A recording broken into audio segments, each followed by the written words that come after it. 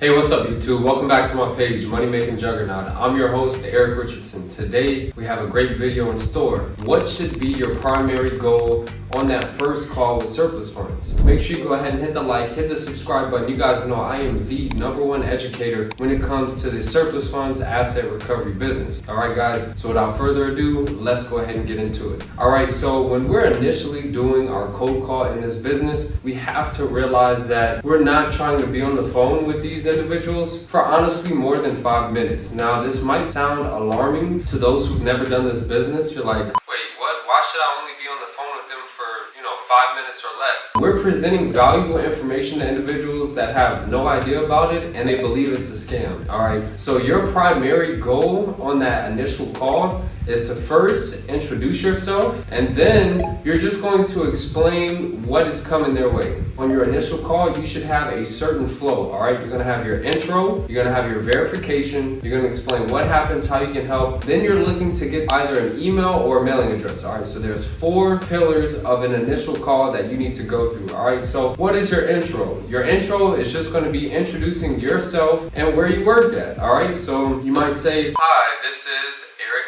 over at Asset Recovery. All right, whatever your name is, whatever your company name is. And then now we're going to get into the verification. We need to verify that this is the previous owner, that this is the individual that we can help. So what I like to do is say, look, I don't want to take too much of your time. Were you the previous owner at 1234 Main Street? You don't have to use that exact line, but you want to use something along those terms, and you have to verify that they were the previous owner, because you might get in contact with somebody that has the same name, but they're not the correct person that you're looking for. All right, so it's very important that we verify. So we have our introduction, we have our verification. Now we're going to explain what happens. My company, we work directly with the county, actually assist people on claims, and your name happened to show up, and it looks like you're entitled to some funds after the foreclosure on whatever the property address is. All right, now we're going to ask them, were you aware of this? Okay, you see guys, we're asking them engaging questions. All right, we're verifying that they were the previous owner. We're seeing if anybody contacted them about this. This is a cold call, guys. You have to ask engaging questions. You can't just go in and 100 miles an hour say, oh, you're old